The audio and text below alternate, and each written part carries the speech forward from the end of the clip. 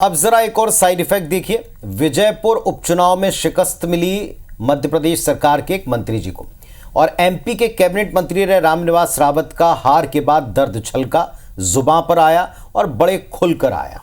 बिल्कुल, उन्होंने खुलेआम ये कह दिया कि ये हार बीजेपी के उन कुछ चुनिंदा नेताओं के चलते हुई है जिनको रावत फूटी आंख नहीं सुहाते। और अब उनके बयान पर विपक्ष तो घिरना ही था। विपक्ष ने उनके इस बयान के बाद चटखारे लिए हैं, तो वहीं बीजेपी ने भी दावा किया है कि सब कुछ ठीक है। एक रिपोर्ट दिखाते हैं आपको।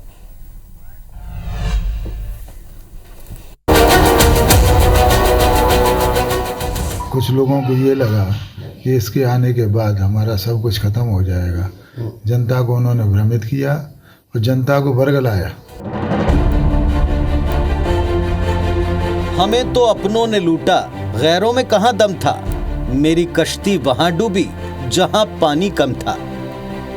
उपचुनाव में मिली हार के बाद रामनिवास रावत का दर्द कुछ इसी अंदाज में छलका है। उनके मुताबिक उनकी हार उनके अपनों की वजह से हुई। रावत ने सीधे सीधे आरोप लगाया कि कुछ बीजेपी नेता उनके बढ़ते कद से घबरा गए, इसीलिए उपचुनाव में उनको हरवा दिया।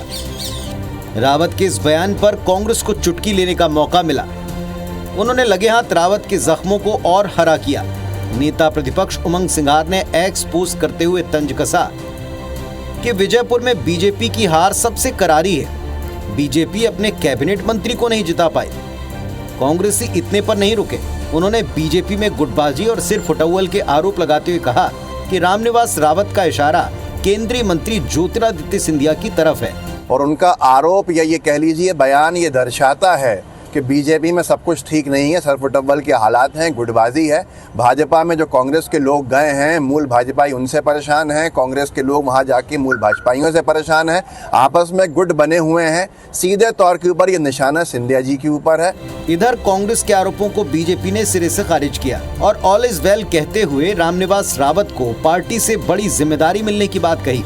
देखिए, रामनिवास जी की व्यक्तिगत राय हो सकती है, उनने किस आधार पर कही, किन तथ्यों पर कही, वही बता सकते हैं, लेकिन भाजपा में सभी ने संगठित रूप से उनका सहयोग किया है। कुल मिलाकर रावत के दर्द पर कांग्रेस भले ही चटखारे ले रही हो, लेकिन रामनिवास रावत ने जिस ढंग से अपनी हार का ठीकरा बीजेपी के कुछ नेताओं पर फोड़ा है, उसने कई सवाल तो उठा दिए हैं। आखिर रावत की हार का जिम्मेदार कौन है? रावत के आरोपों में कितनी सच्चाई है? क्या बीजेपी में अब नए और पुरानों के बीच अविश्वास की खाई और चौड़ी हो रही है? नवीन कुमार सिंह, IBC 24, भोपाल।